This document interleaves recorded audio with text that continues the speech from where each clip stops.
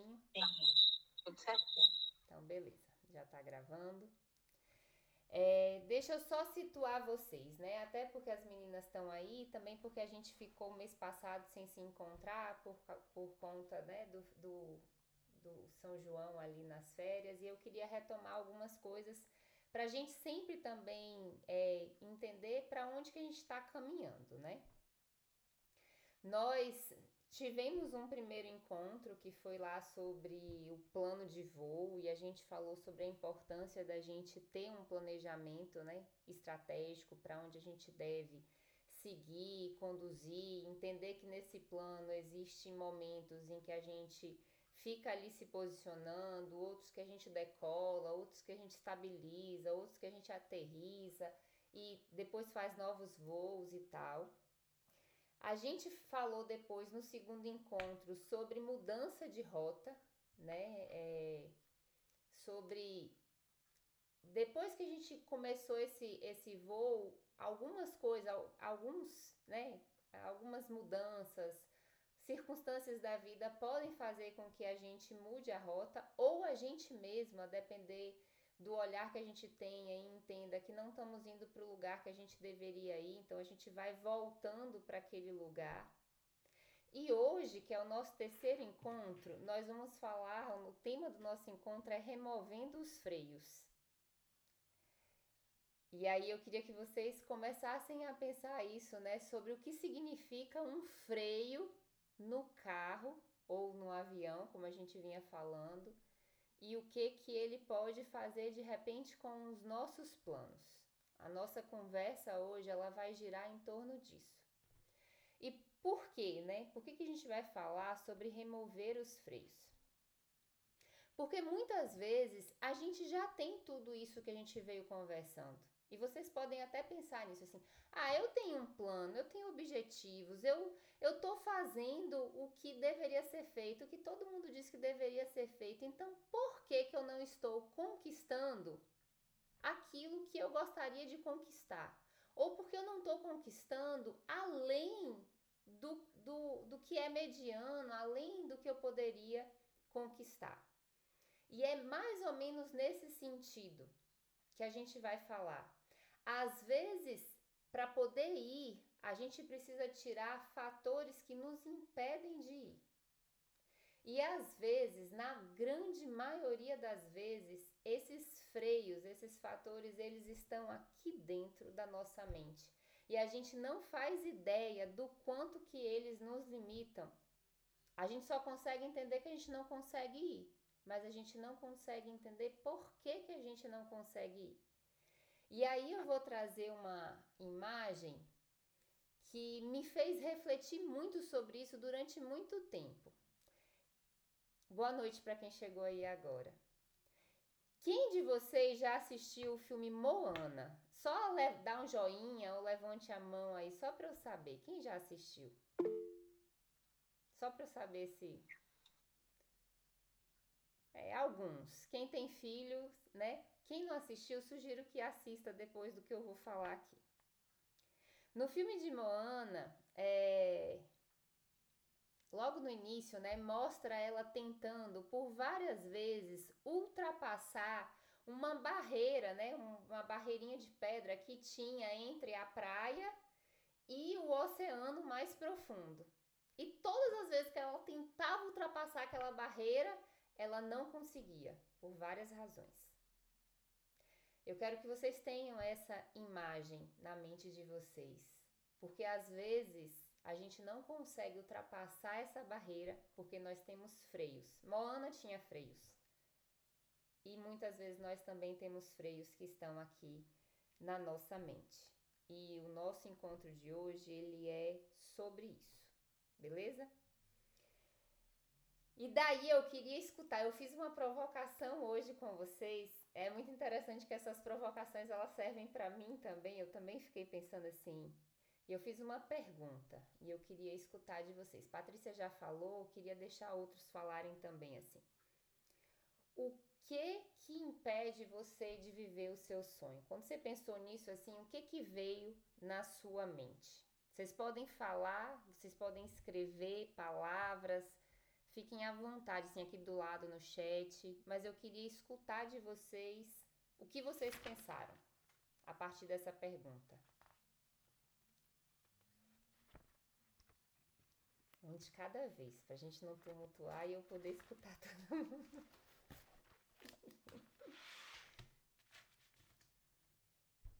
Ninguém pensou nada, ninguém. Vamos lá. Fale, muito bem. Boa noite.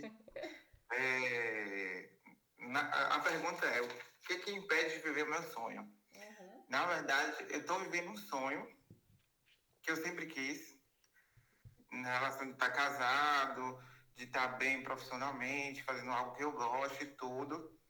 Mas, ao mesmo tempo, acho que por ter um passado de muitos nãos, e até quando eu falo agora eu fico meio ofegante, justamente por isso. E aí o medo, acho que o maior medo de acabar, de nesse momento que tá tão bom, tá tão perfeito, do nada acabar.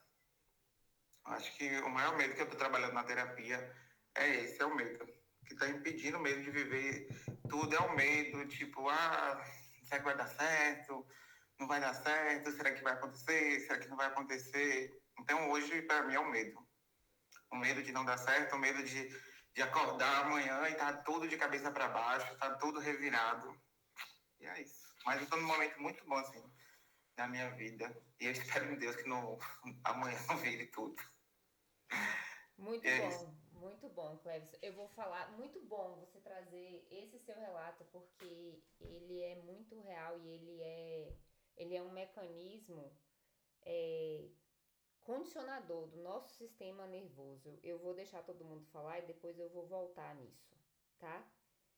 Eu também torço para que você continue vivendo os seus sonhos.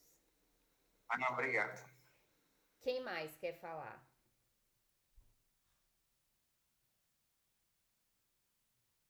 Pode ser eu. Boa noite, gente. Eu acho que falta um pouco assim de clareza para mim, de saber realmente o que eu quero atingir na vida profissional. Assim, algumas coisas eu tenho ideia, mas eu não tenho nada fechado. Ou talvez eu sou muito rígida, eu quero ter algo assim muito fechado. E por querer, eu me distraio muito, né? Mas também quando eu tenho um foco, ultimamente eu estava passando por uma situação assim no trabalho, e tipo assim, eu falei, não, mas eu quero sair com isso aqui terminado. Então, estou fechando um ciclo hoje, né? E eu segui o meu foco e consegui concluir as minhas coisas. E é o medo, né? Acho que isso também, o medo me impede. Muito bom. O medo de novo. Obrigada, Larissa. Pode falar, Camila. Boa noite, pessoal. Eu acho que eu tô no mesmo barco que os meninos, assim. Eu tenho, né, assim, minha vida está boa, graças a Deus. Mas a parte profissional é o medo também, mas é mais o medo de me expor, sabe? Aí eu puxo o freio de mão quando eu estou para conseguir alguns objetivos que eu tenho alinhado. Aí eu vejo que eu estou alcançando e aí o medo de me expor, de, sei lá, de repente não alcançar o que eu vejo, aí eu seguro o freio de mão. Joia. O medo também. Obrigada, Camila. Quem mais, gente? Eu. Vá. Depois que a gente desce do avião, a gente não tem mais medo. Isso aí. Eu acho que eu acho que eu já conquistei muitos sonhos, mas o que me impede de viver uma outra parte dos meus sonhos é viver presa ao que não é meu, a cuidar de um outro, de um externo, que mesmo que eu não anseie por esse cuidado, ele sempre para no mesmo lugar, que é em mim. Eu acredito que eu sou o esteio, né? Sou o esteio da família, então isso me impede, às vezes, de evoluir. Eu não tenho medo de não conquistar meus sonhos, porque Maria Luísa sabe disso. Eu não tenho medo de não dar certo, se vai dar errado. Eu acho que as coisas acontecem porque elas têm que acontecer. Nós estaremos em determinados lugares e locais porque vai acontecer. Agora, eu acredito que eu viva o freio. Quando eu estou chegando em determinado lugar, é como se aquela pessoa que lá atrás depende de mim me puxa de volta. E eu tenho que estacionar porque eu fico com a preocupação de abandonar e quem ficar para trás para cuidar não conseguir levar adiante. Então, eu não tenho medos, eu não tenho anseios, esses anseios de não vai dar certo, eu não vou conseguir, porque eu não sei todos, né? Porque a turma nossa antes era menor, então eu observava assim que eu era uma das tanto desse grupo quanto do grupo que Maria Luísa orienta. Eu acredito que eu sou uma das mais velhas, eu acho que eu sou até mais velha que a Maria Luísa. Então, assim, eu já tive conquistas, elas podem não ser grandes aos olhos dos outros, mas elas são grandes aos meus olhos de tudo que eu já conquistei na vida. Então, eu acho que eu tô como Moana. Eu chego na barreira e eu freio porque alguém lá atrás vai ficar sem mim. E é isso. Muito bom. Que inclusive para vocês, Maria Luísa já me disse que essa preocupação não é minha. Eu não preciso carregá-la, mas é difícil de tirar de você. Tomara que você consiga a partir de hoje. Pelo menos olhar para ela de forma diferente. Eu não tenho dúvidas disso. Quando eu vi a figurinha, eu fiz a propagandazinha, eu pensei, lá vem ela. Lá vem ela mexendo na mente da gente. Muito bem. Mas isso é bom, isso é muito bom. Muito bom, muito bom. Obrigada, Mônica. Mais alguém? Vou ler o que Bia colocou aqui. Eu acho que quando eu me deparo com muitas dificuldades, eu começo a pensar que talvez o objetivo seja maior do que eu, e o meu impulso é desistir. Acho que por segurança, para evitar me frustrar. Joia, vocês estão trazendo vários exemplos para eu usar. Eu vou dar um outro exemplo. Vá. Boa noite. Então, eu penso que eu estou na fase de repensar. Alguns objetivos, alguns sonhos eu alcancei, né? Eu consegui conquistar. E hoje, na minha vida, eu estou na fase de olhar para mim e recalcular, né, a rota e repensar. O que antes fazia sentido, hoje eu percebo que não faz tanto sentido. Então, eu estou nessa fase de descoberta, né, de redescoberta, de reavaliar, de olhar novamente sobre um outro ponto de vista e traçar novas metas, novos rumos. Então ainda tá meio embaralhado. Muito bom. Eu acho que o que a gente vai conversar hoje vai te ajudar a encontrar algumas coisas para essa descoberta. Porque a redescoberta também é sobre deixar ir. Mais alguém, gente?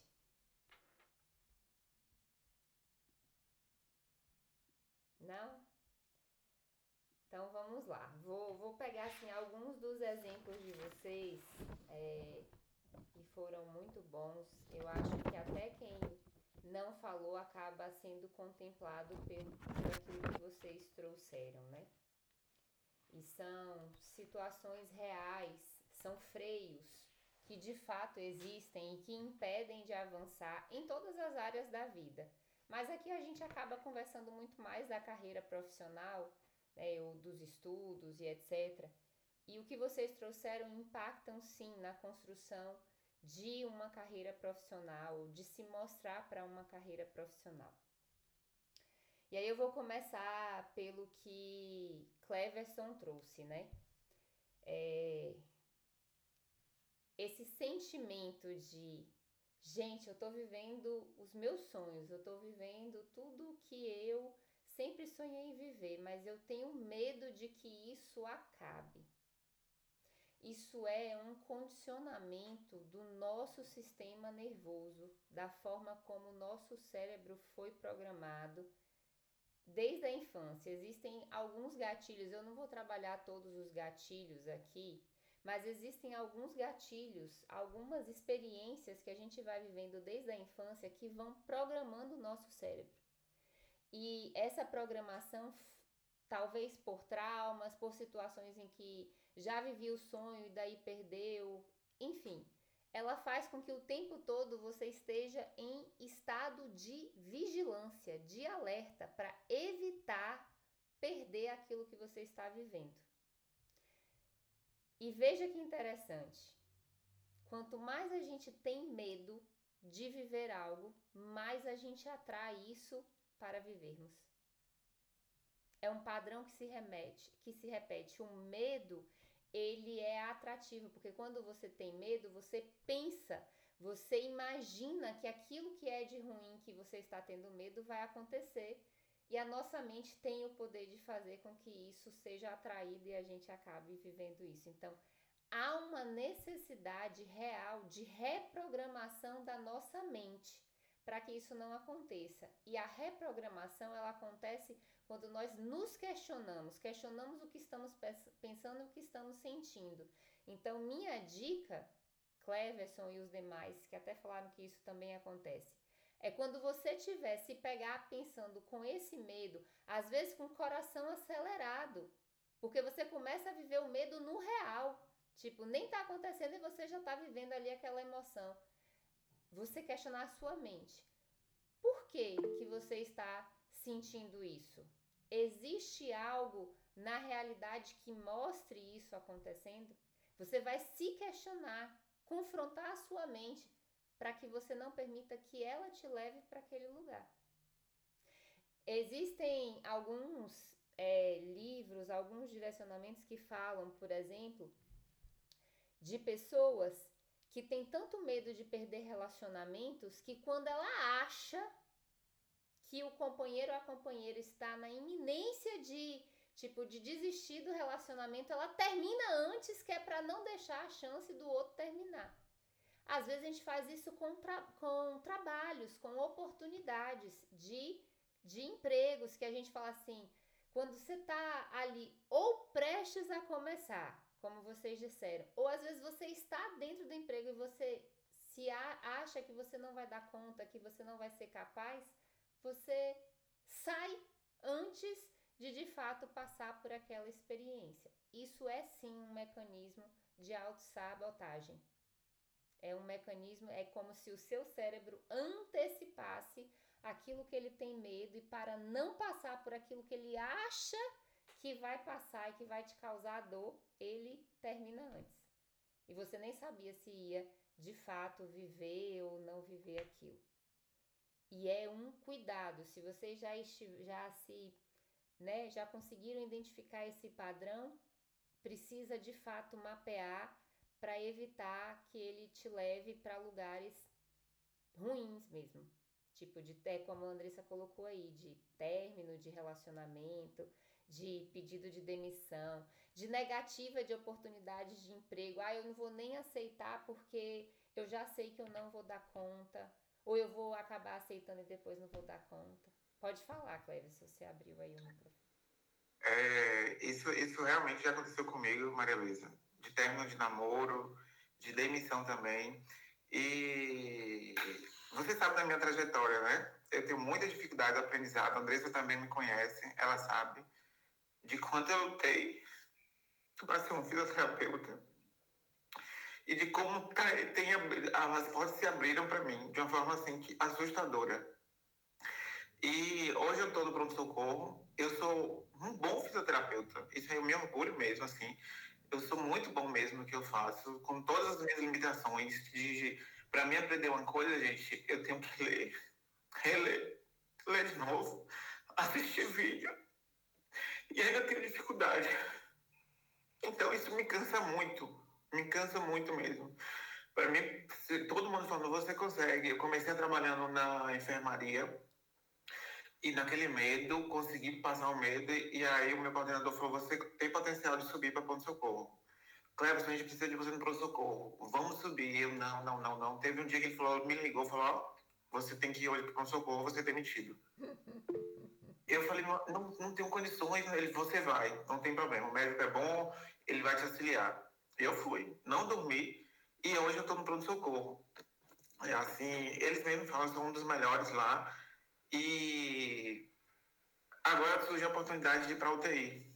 Só que assim, mais uma vez, eu penso, a UTI é um mundo que eu ainda não consigo dominar e tal. E aí tá acontecendo a mesma coisa. Teve uma seleção agora de outras pessoas, então veio um monte de gente de fora, assumiu a UTI e eu fiquei lá embaixo no pronto-socorro. Isso, no início, me deu uma frustração, mas ao mesmo tempo eu falei, não, eu tenho que ser bom aqui. O bom aqui eu sou bom, então tem que ter alguém bom aqui, que não sei o quê. Mas ao mesmo tempo me deu essa frustração de, poxa, eu poderia realmente estar lá, eu poderia estar lá. Mas eu me sinto bem cá no pronto-socorro, assim, eu sou muito útil no pronto-socorro, então, até então, eu tô bem. Mas é como você falou mesmo aí. E eu tenho trabalhado muito isso, de não me sabotar. Já terminei namoro, já pedi demissão no último emprego mesmo, eu ia ser promovido para outro lugar. E aí só o fato de pensar em sair da minha cidade, de assumir uma coisa, isso já me deu um desespero. E aí, é como você falou, eu tenho que parar e falar, não, peraí, por que eu tô com esse sentimento? Por que eu tô com esse sentimento com o meu relacionamento? Porque a todo momento é uma briga. E isso é muito cansativo. Isso é muito cansativo mesmo. Mas aos poucos, assim, eu tenho conseguido com terapia, eu tenho tentado movimentar. Esses projetos, eu perdi uma aula, mas hoje, na hora do banho, eu estava assistindo o que aconteceu na última. E assim, foi um projeto que está sendo muito bom para mim. Assim, o primeiro mesmo, no primeiro dia que a gente se encontrou, foi muito bom, ali do avião, já fez várias coisinhas assim na minha cabeça. E hoje, vocês estão vendo aí como é que eu tô aqui, né? Então, obrigado, viu, Maria Luísa? Obrigada a você. E eu vou dizer assim, vou dizer algumas coisas para você. Primeiro que assim, não olhe a sua trajetória pelas dificuldades, olhe pelas conquistas. Apesar de ser difícil, você conseguiu.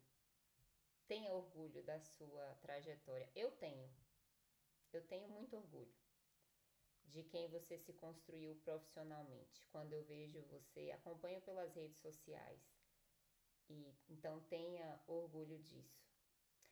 E segundo, e aí eu vou dizer para todo mundo é assim, nenhuma oportunidade se abre para a gente sem que a gente esteja pronto para ela.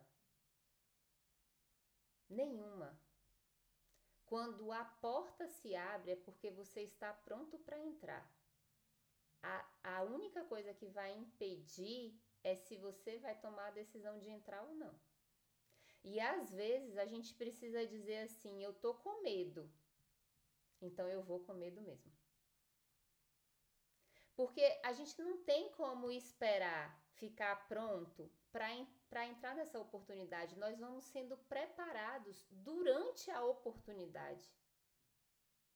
Ninguém nasceu aqui pronto para entrar numa universidade. Ninguém entrou aqui como estudante. Eu estou pronto para entrar no curso de medicina, de biomedicina, de fisioterapia. Não. Vocês ficaram prontos no caminho da universidade.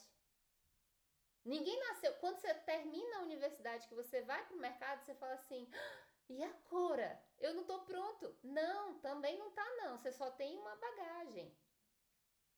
Você vai ficar pronto no caminho. Eu comentei hoje com as meninas, eu tenho 10 anos que concluí o doutorado. Hoje, de verdade, dia 1º de julho, hoje eu me sinto pronta para ser pesquisadora. Levaram 10 anos, porque foi no caminho que eu fui sendo preparada. Então, creio nisso. Eu lembro que no primeiro encontro você falou assim, eu não sei para que lugar eu vou, se eu vou para UTI ou se eu vou para neuro. A vida tá te conduzindo. E às vezes, e aí agora eu vou pegar o gancho com o que Larissa colocou. Às vezes, a gente não vive as oportunidades profissionais que são colocadas para nós porque nós queremos ter o controle de tudo e saber todas as respostas. Então, enquanto a gente não tem o controle e sabe de tudo, a gente fica ali se segurando. Gente, não vamos saber tudo. Porque para ter o controle e saber de tudo, você já precisa ter vivido aquilo. Por quê? Por que a gente quer ter o controle e o conhecimento? Porque isso gera segurança mental. Porque você sabe o que você vai fazer. Existe uma neurocientista, ela teve uma palestra e ela falou uma frase interessantíssima. Ela falou assim, o nosso cérebro, ele prefere infernos conhecidos do que céus desconhecidos. O nosso cérebro, ele sempre vai nos levar para aquilo que ele conhece. Por isso que às vezes a gente fica reproduzindo padrões familiares que a gente nem gosta. Tipo assim, eu tô fazendo aquilo que a minha família sempre fez e eu nem gosto. Por quê? Porque aquilo é um padrão comportamental que você conhece. Às vezes assim, eu tenho o dedo podre para relacionamento. Por quê? Porque você está reproduzindo um padrão que você conhece. Porque o nosso cérebro, isso é cerebral, isso não é porque você é isso, aquilo, não. O seu cérebro, de todas as pessoas, vão buscar padrões comportamentais conhecidos. É isso que a gente chama de autossabotagem. A nossa mente vai levar a gente sempre para um lugar que a gente acha que deveria estar. E é contra esses mecanismos que a gente tem que lutar. Isso é que é os nossos freios. Então, se as oportunidades apareceram, é porque você está pronto para elas. A sua decisão é só se você vai agarrar ou não. Se você vai entrar e deixar o medo para trás ou não. E acreditar que é no caminho que vai chegando o conhecimento, é no caminho que você vai desenvolvendo as habilidades, é no caminho. Uma outra coisa que vocês trouxeram é a questão do medo da exposição. Na verdade, eu não queria nem falar do medo da exposição, eu queria falar assim, eu desisto quando eu estou prestes a conseguir. Isso também é um mecanismo muito comum de autossabotagem. Tipo, você luta. Eu me esforcei, batalhei, consegui, tal. Quando chega na hora que você vai colher o fruto, aí você fala, acontece uma besteirinha. Você guerreou, tipo, com o mundo, destruiu não sei quantos gigantes, quando tem um negocinho pequenininho, você fala assim, só por causa disso, eu não vou tentar. Isso é a sua mente dizendo para você não tentar. Ou para você ficar no padrão que você já conhece, ou porque vai dar trabalho. O nosso cérebro, ele é preguiçoso. Ele não quer desafios. Por isso que ele volta sempre porque ele já conhece. Porque ele aprender algo novo vai dar trabalho para ele. Então, ele não vai. E aí ele fala assim, eu vou ficar na minha zona de segurança. Eu vou ficar aqui, ó. Igual o Cleverson falou assim, eu vou ficar aqui no pronto-socorro que eu já conheço tudo, já manjo tudo. Mas deixa eu dizer uma coisa para vocês. A vida, ela tem não sei se vocês já ouviram, né? Essa historinha. Tinha um senhor que ele e a família dele vivia só do sustento do leite da vaca, de uma vaca. Eles viviam disso. Só que chegou um determinado momento que a vaca já não estava mais dando leite. E eles precisavam conquistar outras coisas. E aí ficaram agarrados ali à vaca e não tinha jeito, não queriam, não, a gente vai conseguir, presos ali naquele lugar, com aquele animal que sustentou a família tanto tempo. Aí a vida, ou Deus, ou a divindade, em quem vocês acreditam, foi lá e empurrou a vaca do penhasco e a vaca morreu. E aí a família teve que fazer o quê? Construir algo novo para sustentar. Então, às vezes, moral da história, às vezes a gente precisa empurrar a nossa vaquinha do penhasco. Às vezes a gente precisa sair da zona de conforto para encontrar uma nova forma ou encontrar lugares melhores e maiores pra gente. E às vezes a vida vai fazer, quando a gente não faz, eu sempre digo assim, olha, tem vezes que eu tô vendo ali, tô na zona de conforto, falo assim, tá tão bom aqui, tá tão confortável, eu já sei o que fazer, como fazer, já conheço. Aí eu falo assim, Deus vem e empurra a minha vaquinha e daí eu tenho que aprender tudo novo, de novo e me desafiar novamente. E é assim que a gente vai conquistando lugares, habilidades, conhecimentos e etc. E uma outra coisa que você... a questão da exposição, ela tem muito a ver com o medo da frustração, que eu acho que foi Bia que falou. A gente tem medo de se expor porque a gente tem medo de ser julgado e a gente tem medo de se frustrar com a forma como nós vamos ser julgados, porque os nossos pensamentos, eles acabam acreditando que a gente sempre vai ser julgado de forma ruim. E às vezes a gente não dá crédito para o potencial que a gente tem e que ao invés de ser julgado negativamente, a gente pode ser elogiado. Então, esse medo da exposição, ele é muito real. E sabe aonde a gente se esconde? Na desculpa mental que a gente se esconde, que é uma desculpa bem da sociedade, a gente se esconde na desculpa assim, eu não vou me mostrar porque senão vão achar que eu sou muito metida, ou tô me mostrando demais. A gente não fala assim? O que vão pensar de mim? Às vezes a frase é assim, o que vão pensar de mim se eu me mostrar? E aí eu vou dizer pra vocês, gente, se vocês não se mostrarem, quem vai mostrar vocês? Se você não se auto-validar, quem vai validar vocês? E vocês não falaram sobre isso, mas esse é outro mecanismo, a necessidade que a gente tem de sempre ter outra pessoa dizendo pra gente assim, você tá bem, você é muito bem. Não dependam disso. Não dependam da validação dos outros. Vou usar o outro exemplo de Cleverson, porque ele falou assim, vejam, só ele sabe as dificuldades que ele passou para chegar onde ele está. E eu estou usando ele, mas eu tenho certeza de que cada um dos que estão aqui, inclusive eu, passamos por muitos desafios, dificuldades que só a gente sabe ali, ó. Só a gente, às vezes Deus, a gente em quem a gente acredita, que você tá ali e fala assim, não tenho mais forças, vou desistir. E aí de repente vem uma força e você fala assim, não, vou continuar, vou aprender como fazer isso de forma diferente. Eu lembro que quando eu comecei a cuidar, né, da minha casa e do meu trabalho sem abrir mão de tudo, eu falei, não vou dar conta. Só pra vocês terem ideia, houve uma época que eu fiquei com tanto medo de não dar conta que eu limpava a casa de madrugada, que era para 7 horas da manhã, quando eu começasse o dia, eu já ter terminado, assim. E foi um período desafiador. Eu falei, não vou dar conta. Hoje eu dou conta. Hoje eu dou conta de boa da minha casa, do meu trabalho. Mas por quê? Porque houve uma decisão de vencer vários mecanismos. E vocês não imaginam o quanto que não desistir de fazer tudo isso me fez aprender sobre mecanismos de autossabotagem. Ali, sozinha, eu e Deus, eu e as minhas dificuldades, eu e as minhas limitações. Então, assim, só a gente sabe. Então, não precisa de ninguém. Eu não tive validação de ninguém. Eu não escutei de ninguém, assim, das minhas pessoas, assim, muito bem, Maria Luísa, continue. Não, eu só escutava assim, você não vai conseguir. Você vai adoecer. É impossível dar conta. Era só assim, só essas palavras, assim, de estímulos. E eu falava comigo mesma, eu vou conseguir. Porque, às vezes, a validação que a gente espera do outro precisa ser nossa.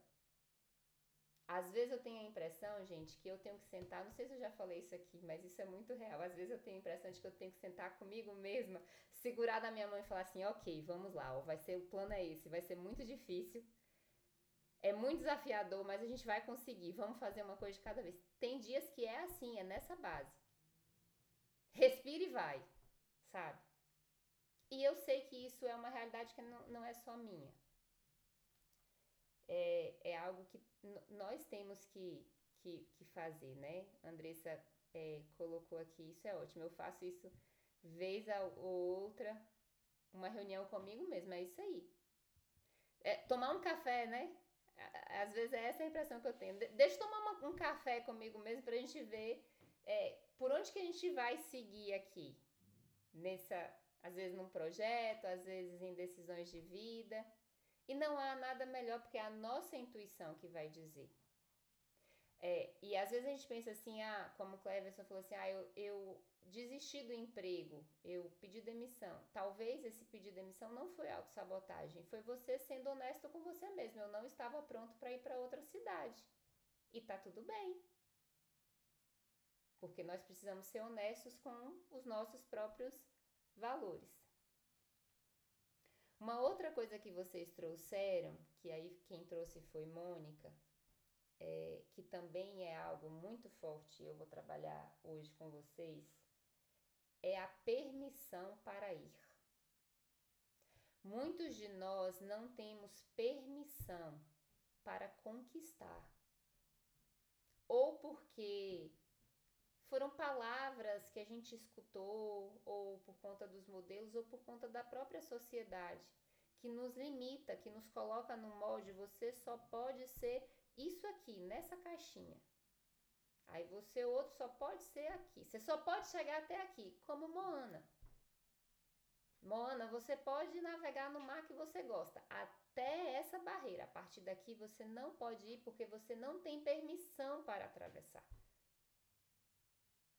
E aí você fica ali preso, como Mônica falou. É que você está preso a você mesmo, com a crença de que se você for, as pessoas que vão ficar não vão dar conta. E eu vou dizer, elas vão. Porque afinal de contas, quem é você para dar conta de tudo? Ok? Elas vão dar conta. E aí, isso para quem é mãe, e eu sei que tem algumas mães, é muito forte. Eu não vou porque se eu for, meus filhos não vão conseguir viver sem mim. Eles vão. E eles precisam viver sem você. Porque senão vai criar um elo de codependência e depois seus filhos não vão saber o que fazer quando se tornarem adultos. Eles precisam ver que você foi, que você construiu um caminho e que é por este caminho que eles vão passar para conquistar os sonhos deles e poderem avançar mais. Então, essa permissão de ir, ela precisa acontecer. E essa permissão, ela tem muito a ver com os nossos pais. Muito a ver com os nossos pais. Assim, demais. E às vezes a gente precisa dizer assim, quem não tem mais os pais vivos, né, ou que às vezes tem dificuldade de falar, às vezes você vai dizer assim, com você mesmo, assim. Escreve uma carta, como se estivesse falando com eles. Fala assim, pai, mãe, eu agradeço pelo que vocês fizeram, vocês me trouxeram até aqui, mas agora eu quero ir além. Aí vocês se lembram do filme de Moana. Ela foi além. Sem a permissão dos pais. Ela teve a permissão da avó para ir. O espírito da avó entra no mar e autoriza que ela vá. Entendem? Então, às vezes a gente precisa ir. Ela não seria a libertadora, né? Aquela que salvaria a própria ilha, os próprios pais, se ela não tivesse ido. Existe uma cultura de que às vezes a gente fazer isso sem uma permissão verbal seria desonrar pai e mãe, não é. Honrar pai e mãe é viver a nossa vida com ética, com responsabilidade, né, com segurança. Viver a nossa vida já é honrar o nosso pai e a nossa mãe, porque a vida deles continua a partir da nossa. Não ir significa desonra, na verdade. E por último, do que vocês trouxeram, é a questão da redescoberta. E é muito interessante esse lugar da redescoberta, porque na verdade, quando você entra nele, você já está guerreando contra os mecanismos de autossabotagem. É porque você já descobriu que existe algo que te tirou do caminho, você precisa voltar para o seu lugar, e é geralmente aí onde a gente faz uma faxina enorme e vai descobrindo o que precisa deixar para trás. E todos esses pontos, né, que vocês trouxeram amarram bastante o que eu preparei para falar com vocês. De alguma forma, o primeiro passo para a gente lidar com os freios que nos impedem é conhecer quais são. Porque às vezes a gente nem sabe que eles existem. Eu queria mostrar uma imagem bem rapidinho para que vocês visualizem, né? A maioria de nós provavelmente dirige carros, mas talvez a gente nunca tenha visualizado como que um freio funciona na roda do carro. E eu tentei achar um vídeo melhor, juro que eu tentei, mas eu não consegui, mas achei essa imagem aqui no Canva. Vocês estão vendo? Vocês conseguem ver essa imagem? Estou. Pronto. Essa imagem é a imagem de uma montagem de um carro, tá? Ele está posicionando o freio no disco da roda. Então, aqui o mecanismo que acontece é que você tem aqui, isso é o freio, né? Aqui é o disco da roda, e aí quando você aperta lá o freio com o pedal, ele vai comprimir, igual na bicicleta, né? Ele vai comprimir aqui o disco e aí você não consegue andar mais. Esse é o mecanismo. E ele fixa isso. Por quê? Porque não pode correr o risco, né, desse freio se soltar. Eu vou deixar essa imagem aqui para vocês pensarem nela.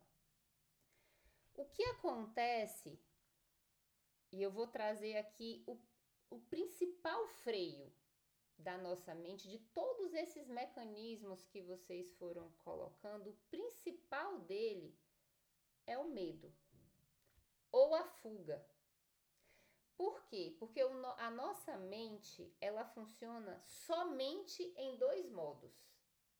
Ou ela é uma mente livre, criativa, capaz de tomar decisões, de pensar com clareza, ou ela é uma mente governada pelo mecanismo de que assim, vai acontecer algo que eu preciso lutar ou que eu preciso fugir, que é baseada muito no medo.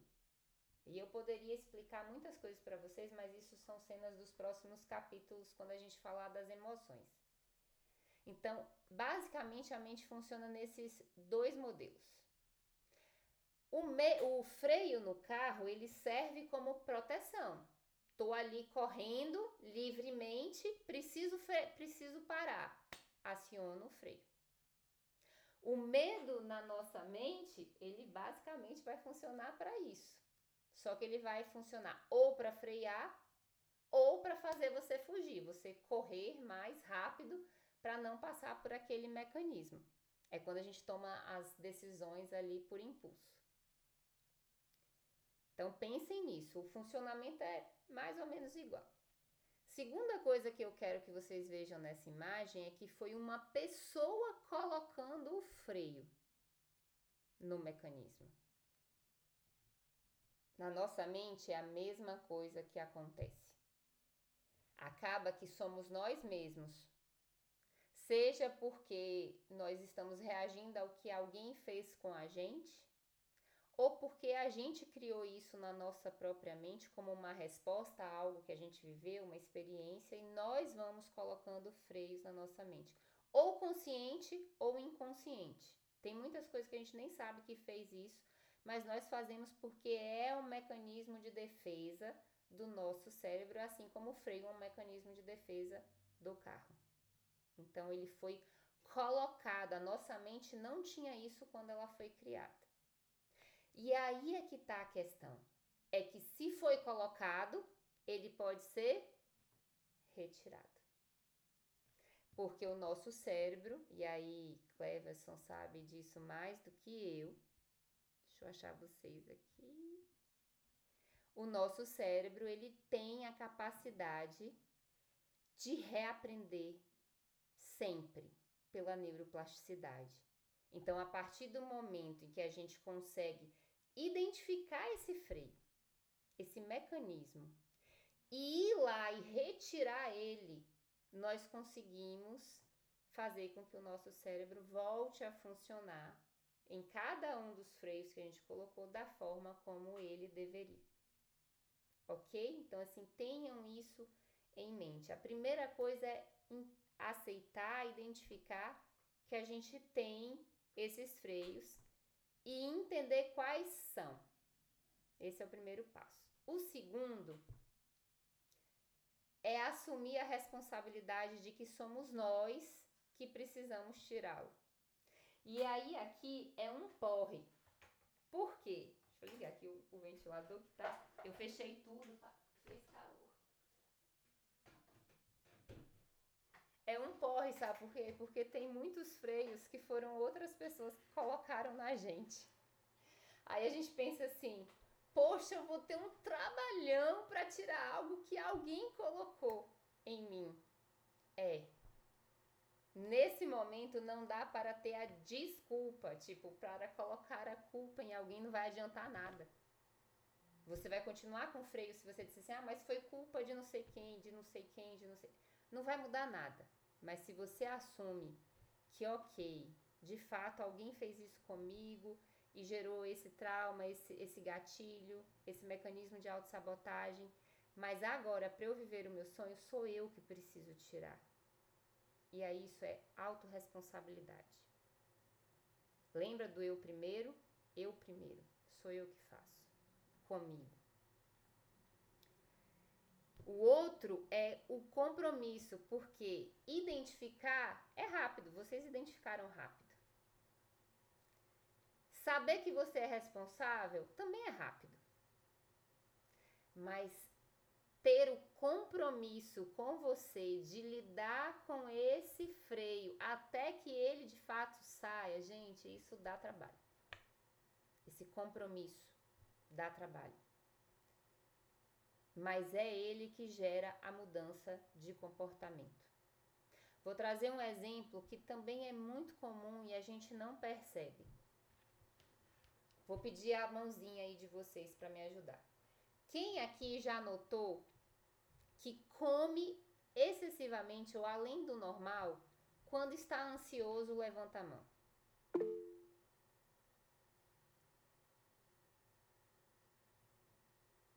Bom, eu também. Vou levar... Pronto. Isso é um mecanismo de reação, de sabotagem. Às vezes, quando eu tô nervosa, eu deixo de comer. Pode ser também, mas acontece. O mais comum é você comer excessivamente. E existe uma explicação, não me lembro aí o teórico que está por trás dela, mas é a explicação assim, de que a gente passa a comer excessivamente porque nós estamos tentando comer as nossas emoções, nós estamos tentando fazer com que aquilo que a gente está sentindo, no caso a ansiedade, a frustração, o medo, a angústia, a tristeza, deixe de existir. Então a gente literalmente tira o foco da nossa emoção passando para a comida. E imagine que você aprendeu a fazer isso uma vida inteira. Aí você tá lá no exercício, na dieta, tipo, tentando conquistar o seu objetivo, aí acontece alguma coisa que te frustra. Qualquer coisa. Brigou com alguém, ficou sem dinheiro, qualquer coisa. Tirou nota baixa na prova. Pronto. Bastou isso. Você chega em casa e fala assim, também quer saber de uma? Não vou mais pra academia, não vou mais fazer dieta, nananana. Você está punindo. É uma punição a você mesmo. Isso também é autossabotagem. Ok? Então, se eu não mudar, se eu não tiver um compromisso comigo para mudar um comportamento, eu vou ficar voltando nisso o tempo todo, voltando, sempre me sabotando, nunca avançando. Eu falei da alimentação porque essa foi uma realidade que ainda é um dos gatilhos que eu batalho, assim, durante 2 anos eu tenho batalhado. Eu era exatamente como vocês em vários pontos, em vários do que vocês trouxeram. E um deles era assim, quando eu estava chegando no meu objetivo, eu me punia, eu inventava qualquer desculpa para dizer assim, o céu ficou nublado, então eu não vou continuar. Eu fugia. E aí, tipo, eu parava, eu tava indo muito bem no exercício, na alimentação, tava conquistando o corpo que eu queria e tal. Aí, choveu, eu falava assim, também não quero mais não. Aí só que eu fazia o efeito rebote, enfiava o pé na jaca. Comia. Aí me sentia culpada por ter comido, me sentia culpada por ter desistido. E aí era um ciclo de autossabotagem que se repetia. Aí brigava com as pessoas porque estava frustrada. E aí o mais desafiador nesse processo inteiro foi ter o compromisso com a minha mudança de comportamento. Esperar a frustração passar, esperar a impulsividade passar, me forçar a continuar fazendo aquilo que eu não tenho vontade de fazer. E isso é aceitação, autorresponsabilidade, compromisso para uma mudança de comportamento. Não tem outro caminho. Não tem. Por isso que o cérebro ele não quer enxergar os mecanismos porque dá trabalho. E ele não gosta de ter trabalho. Ele é preguiçoso. Lembrem-se disso. Tudo bem até aqui? Muitas das coisas que eu tinha preparado para vocês, eu já fui falando, mas agora eu vou falar ela de forma sistematizada. Então, talvez a gente resgate aí algumas coisas, né? Eu vou trazer alguns conceitos para vocês. Então, por exemplo, a gente está chamando de freio o que é autossabotagem, mecanismos de autossabotagem. E o que é um mecanismo de autossabotagem? É quando as nossas ações, os nossos comportamentos ou a falta deles nos impede de alcançar aquilo que a gente deseja, mesmo que a gente tenha a capacidade de fazer. Observe que não é assim, eu deixei de fazer tal coisa porque eu não sabia. Não. Eu sei que posso fazer, pelo menos minimamente, mas eu deixo de fazer. Ok? Eu evito fazer. Ou às vezes eu faço excessivamente justamente para me comprometer e não alcançar o resultado que eu deveria alcançar. É boicote. Em outras palavras, a autossabotagem é boicote com a gente mesmo. Qual a raiz disso? Existem duas principais. Existem outras tantas que têm a ver com traumas, têm a ver com umas situações e etc. Mas hoje eu quero falar de duas delas. Que se chama falta de identidade consolidada. E aí essa falta de identidade faz com que você tenha baixa autoestima e baixa autoconfiança. A gente se sabota, se boicota, porque no fundo nós não sabemos quem nós somos, os nossos potenciais.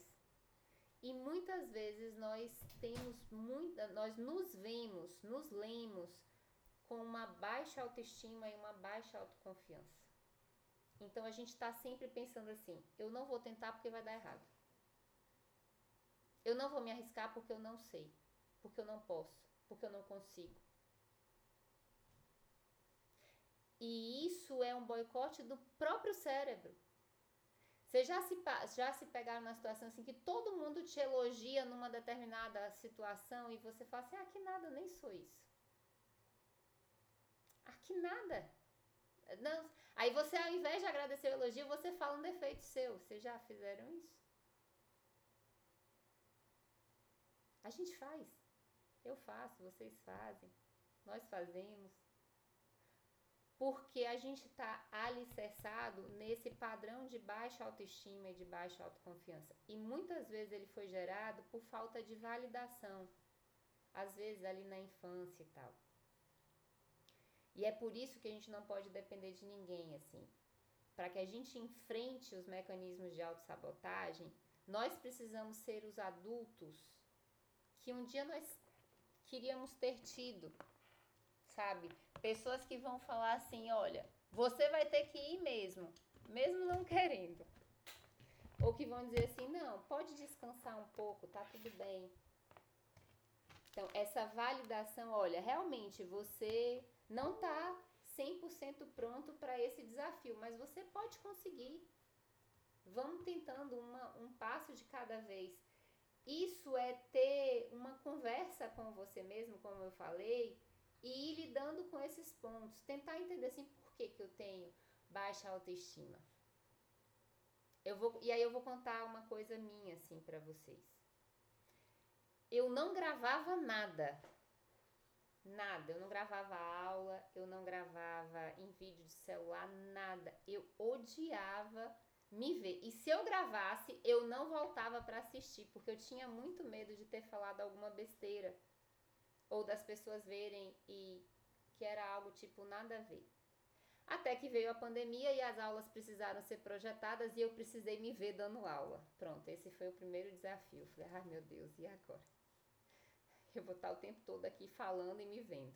Foi o primeiro desafio. O segundo foi quando eu comecei a gravar as aulas, né, que precisava disponibilizar.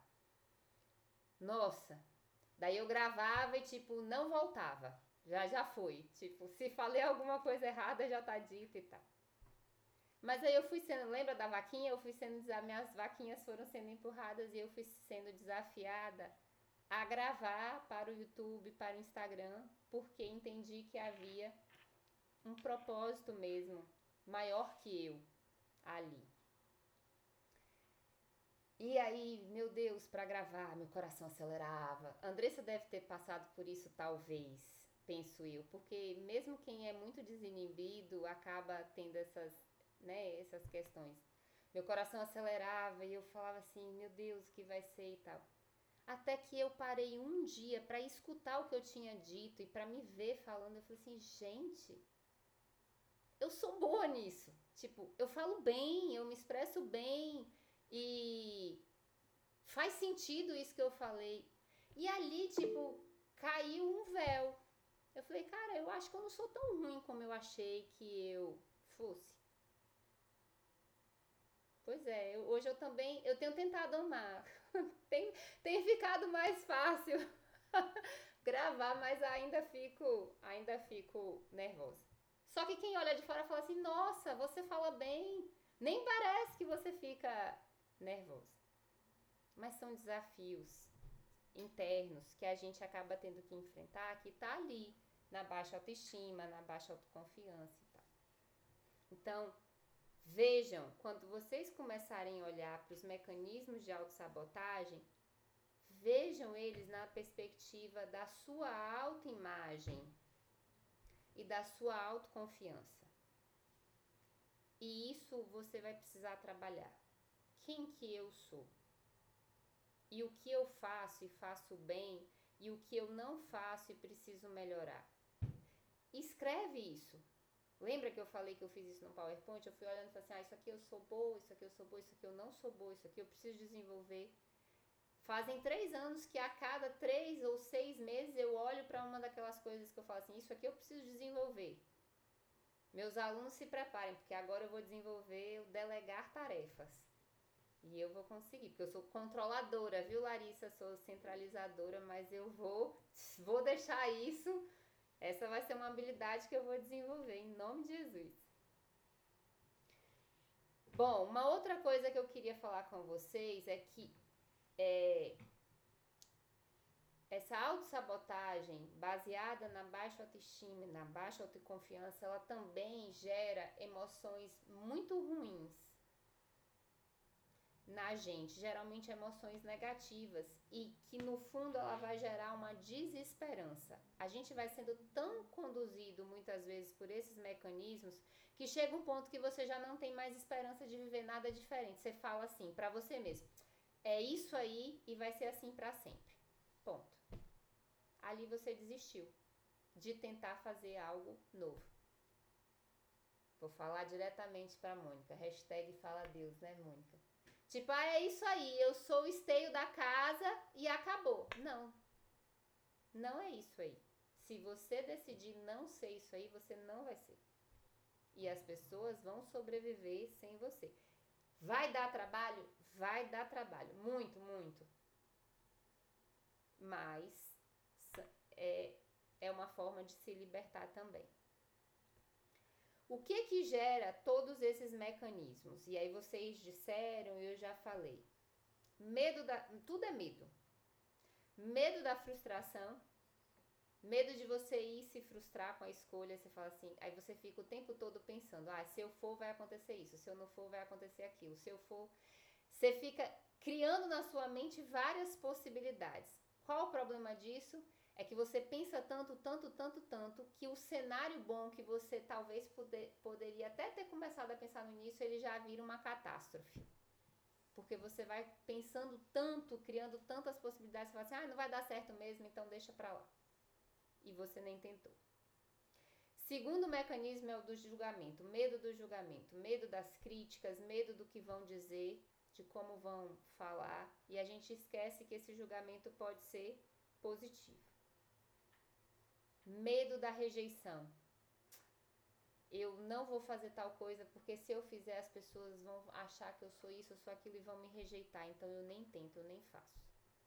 Aí eu continuo sendo quem um dia me disseram que eu deveria ser. Lembre-se de Moana. Ela não podia atravessar porque ela tinha, se ela atravessasse, o que os pais fariam com ela? Talvez, né? E o último é o medo de falhar. Eu não vou nem tentar, porque se eu não tentar, eu não corro o risco de descobrir que eu não conseguiria. E aí a pergunta que você deve fazer, que foi? A pergunta que você deve fazer para sua própria mente é, mas e se eu conseguir? Você tem que confrontar a sua mente. E se eu conseguir? Tipo, a mente está lhe dizendo, você não vai conseguir, você não pode, você não deve, mas e se eu puder? E se o final for diferente do que a minha mente está dizendo? São perguntas que você pode fazer para você mesmo, tomando um café com você mesmo. E aí, que já estou fechando a minha... Não, faltam duas coisas para eu fechar minha fala. É assim, como que a gente expressa esses mecanismos? Como que eu sei, Maria Luísa, se eu estou, de fato, tendo mecanismos de autossabotagem? Eu trouxe os principais comportamentos que a gente manifesta. 1, você procrastina.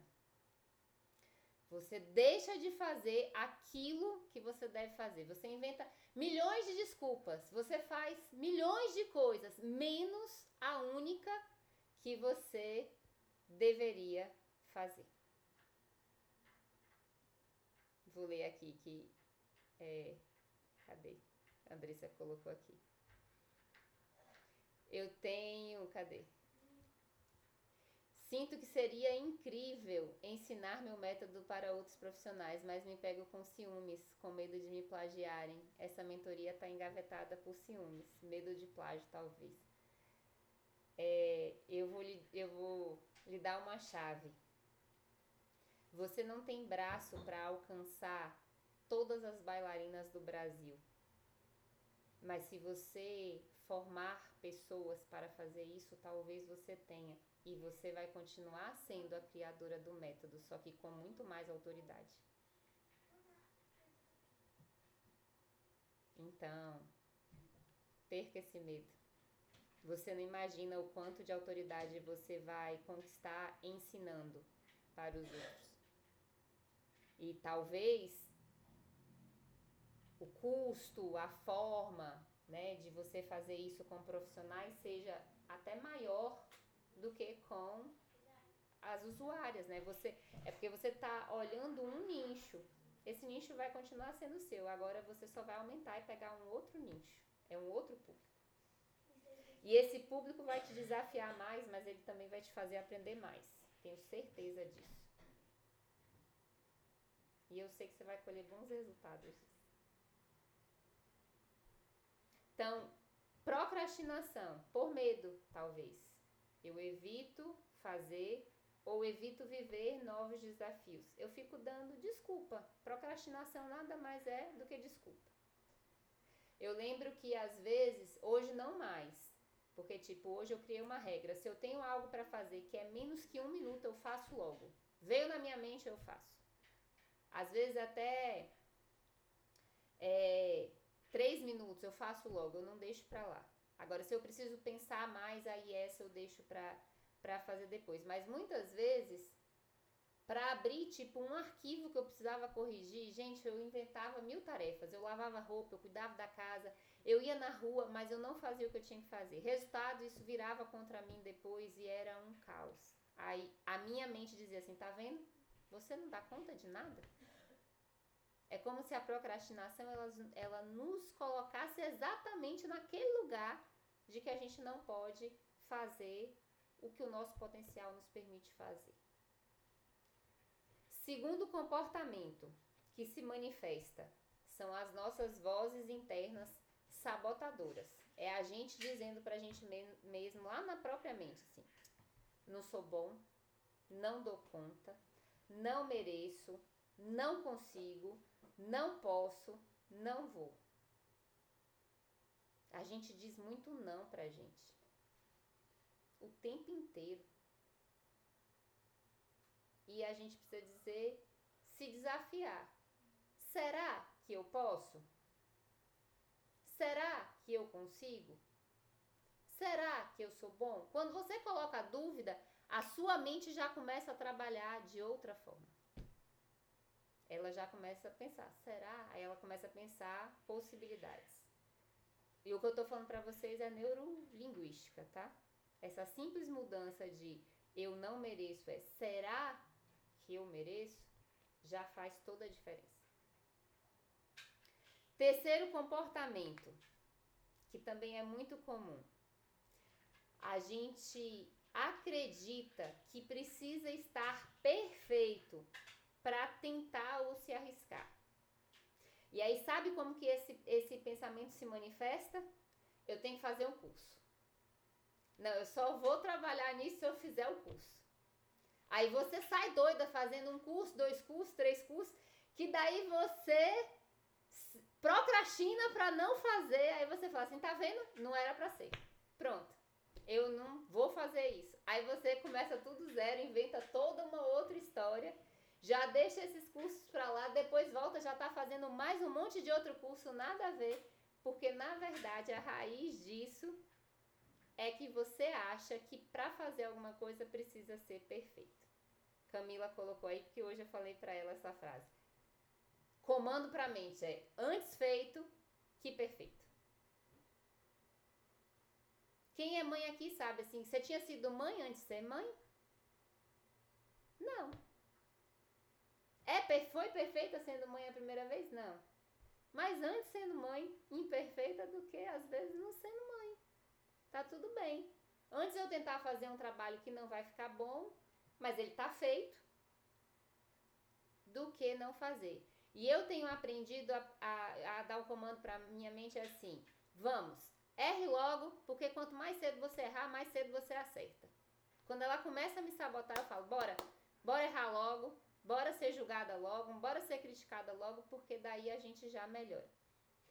Eu tinha um professor, que hoje é bem conhecido, vocês devem conhecer, que é o Leonardo Costa, que ele falava assim, o melhor trabalho é o próximo. Então, você sempre vai ser melhor no próximo, sempre no próximo. Eu falei de ser mãe, tipo, eu sou uma mãe muito melhor depois do 3º filho. Por quê? Para cada um eu fui aprendendo mais, né? Então, antes feito que perfeito. Às vezes esse comportamento ele se manifesta na entrega de um trabalho, sabe? Assim, às vezes a gente faz a pós-graduação e aí você não entrega a sua monografia, por exemplo. Só falta isso. E o que é pior, a monografia tá pronta. Você só precisa finalizar e entregar. Você fala assim, não, ainda não tá pronto. Eu falo com os meus estudantes assim, trabalho não tem final, ele tem prazo. Chegou no prazo, ele acabou. Pronto. Porque nunca vai ficar perfeito. Outro comportamento que é muito comum de autossabotagem. Assumir muitas tarefas dos outros. Então a gente se mete na vida de todo mundo. A gente cata problema da irmã, do pai, da mãe, da tia, da sogra, do sogro, de todo mundo, que é pra gente se ocupar e dizer assim, não, eu não vou fazer isso que eu tenho que fazer porque eu estou cuidando, o mundo tá nas minhas costas, então eu não posso fazer. E isso é autossabotagem, é uma desculpa, são comportamentos que a sua mente traz para que você não faça aquilo que você deve fazer. E esse é um problema muito grande, porque quem faz isso vive estressado, vive esgotado. Você olha para a pessoa fala assim, ai, tô cansada. A mente dela não consegue pensar, não consegue decidir, não consegue criar porque ela está esgotada. E esse é o tipo de pessoa que olha para todo mundo menos para si. E aí um grande problema, são cenas dos próximos capítulos, geralmente são pessoas codependentes emocionais. Não vivem a sua própria vida, vivem a vida dos outros. E daí não vai conquistar os próprios sonhos, porque está sempre lutando pelos sonhos dos outros. É como se a pessoa estivesse sempre saindo do seu lugar, saindo do seu lugar, saindo do seu lugar. Então, não dá tempo nem ela se ver, porque ela está vivendo a vida de alguém. Ela está se vendo a partir da vida de alguém. Talvez de todos os mecanismos, esse seja um dos mais graves, porque ele é altamente adoecedor.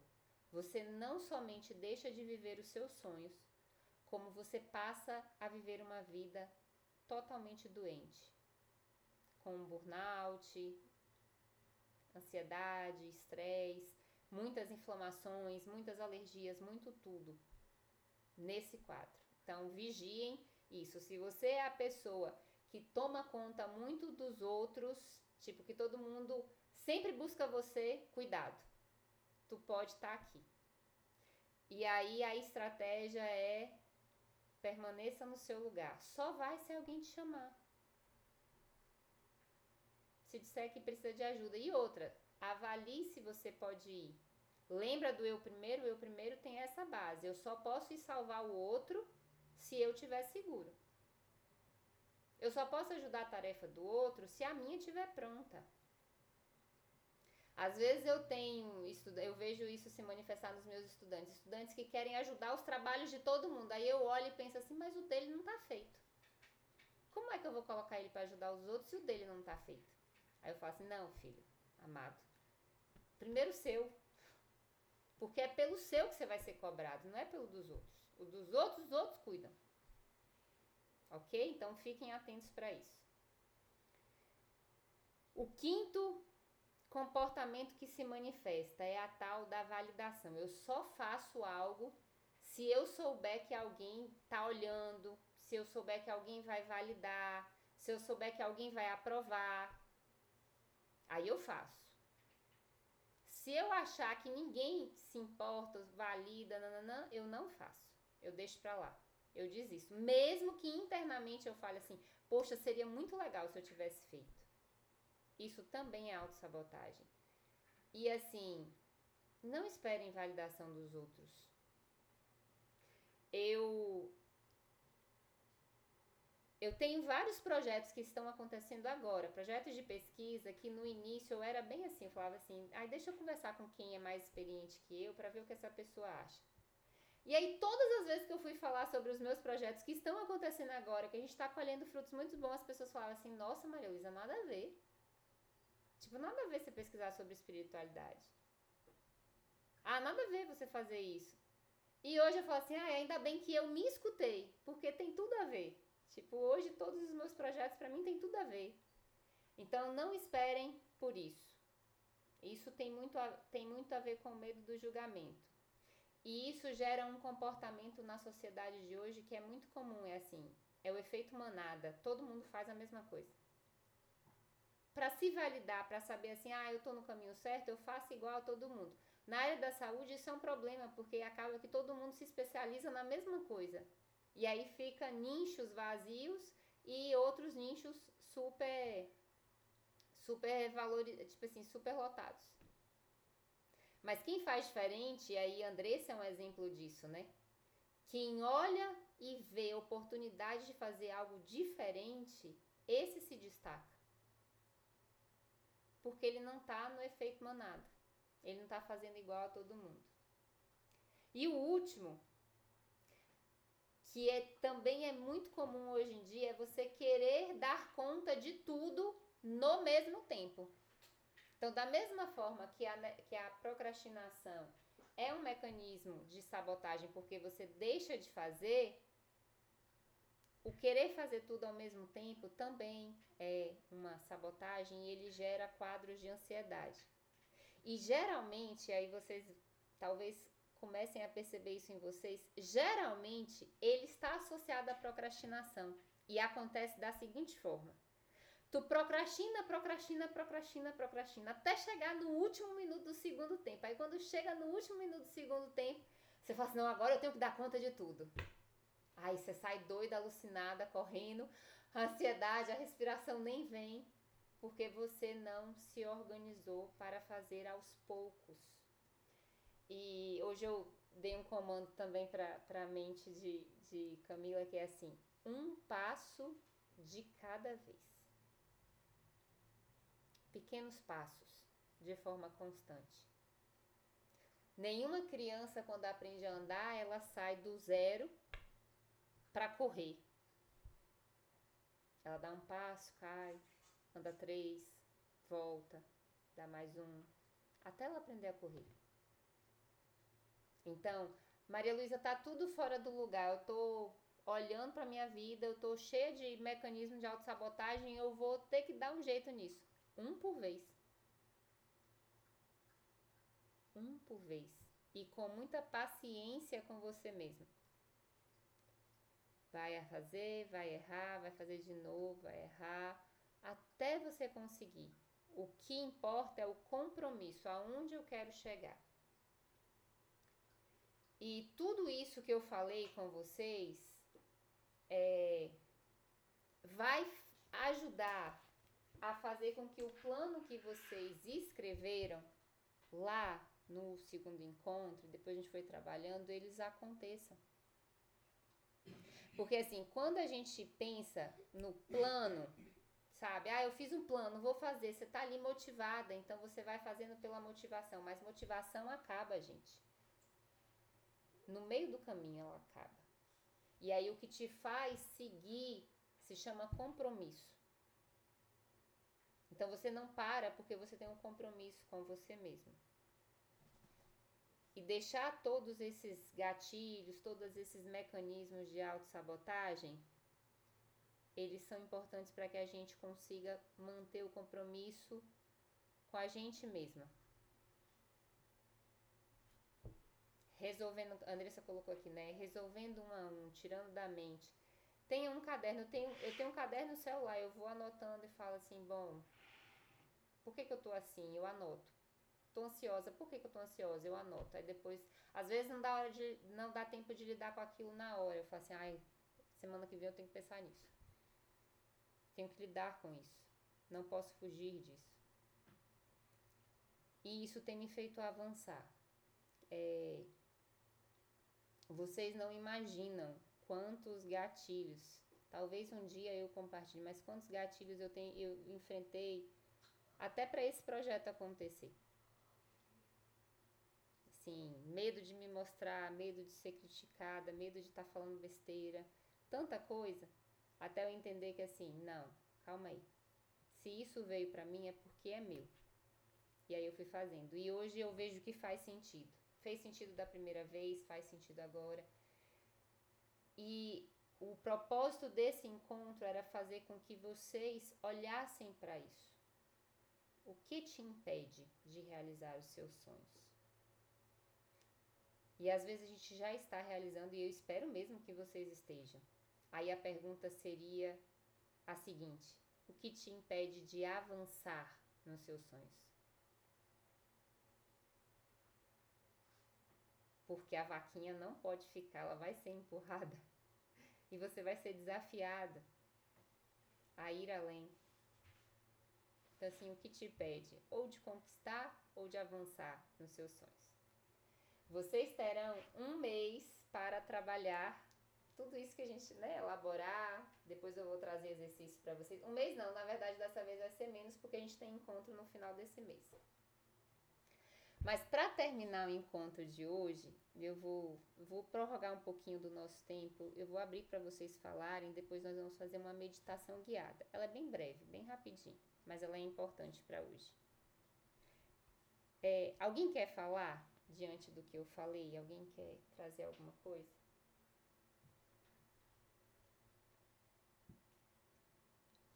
Não? Já falaram tudo? Fez sentido para vocês o que a gente conversou hoje?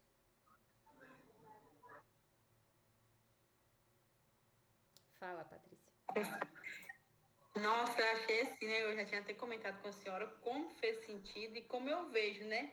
Que hoje eu tenho avançado lentamente, a poucos passos, mas eu vejo que eu tenho avançado e que é necessário e que muitos desses medos que eu tinha elencado aqui, com essa fala de hoje, eu vejo eu percebo que eu já perdi muitos, tenho muito a perder, mas eu vejo que eu já perdi muitos e que isso tem me feito caminhar devagarzinho, um trabalho formiguinha, mas que está avançando e isso me deixa muito, assim, gratificante mesmo em ver. E realmente, hoje eu vejo que minha motivação passou, mas o meu compromisso ficou, né? O meu trabalho, que isso aqui eu não levo só para o meu trabalho. Esses encontros aqui, eu jogo totalmente na minha vida pessoal, espiritual, material. E hoje eu vejo que no meu serviço, aquela motivação, ela não tem, mas ela tem um compromisso. E eu quero levar esse compromisso.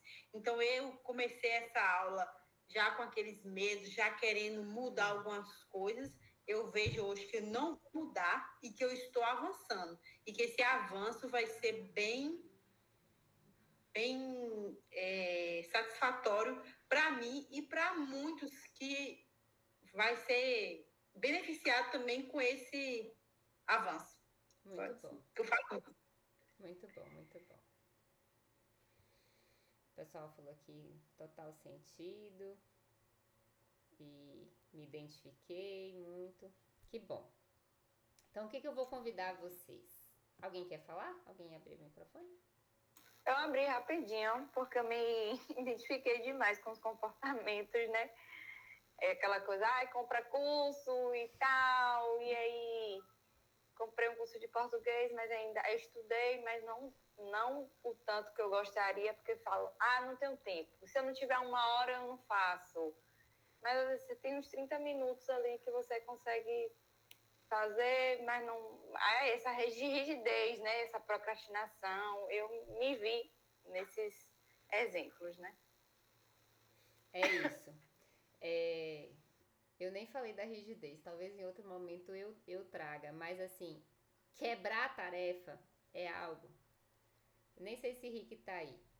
Só para exemplificar, um dia eu tava no CrossFit e a tarefa era assim: pare onde você estiver e mude o que você está fazendo. Era isso. Tipo, você tá correndo, pare e vai fazer agachamento. Vai tocar de novo, você para e vai fazer flexão. Nesse dia foi algo fantástico, porque eu falei assim, gente, eu posso parar aonde eu estiver e fazer outra coisa.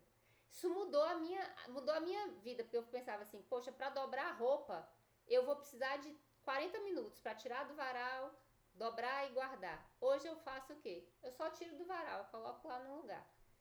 Quando surgir o tempo de novo, eu vou lá e dobro. Eu só dobro, coloco em outro lugar. Quando eu puder guardar, eu guardo. Então, quebrar as tarefas me fizeram com que eu lidasse com a procrastinação de uma forma muito mais fácil. Aí Rick riu. Porque é isso. Na verdade, a gente procrastina porque a gente fala assim, não vai dar tempo. Então, você faz com o tempo que você tem. E se não der tempo terminar? Para onde tá. Corrigir trabalho de aluno. Eu falava assim, nossa, eu vou precisar de 2 horas para corrigir. Hoje eu falo assim, só vou corrigir a introdução, ponto. É só o que dá. Às vezes os meus meninos falam assim, gente, é o que deu, foi o que deu. E olha, uma outra palavra, Rick tá aí, aprendam a falar assim, estou contemplada. Tipo, não fiz tudo o que eu queria fazer, não foi perfeito, mas tipo, estou contemplada, eu fiz o que eu pude fazer. Às vezes eu chego no CrossFit, no aquecimento, e falo assim, já tô contemplado. O que vier é lucro. E tá tudo bem. Tipo, você já conseguiu fazer o que você queria. Muito bom. Vamos lá pra gente já ir praticamente encerrando. Não vai ser longo. Eu vou colocar uma musiquinha. Eu vou me despedir da gravação e vou parar, porque depois eu não consigo projetar com a musiquinha.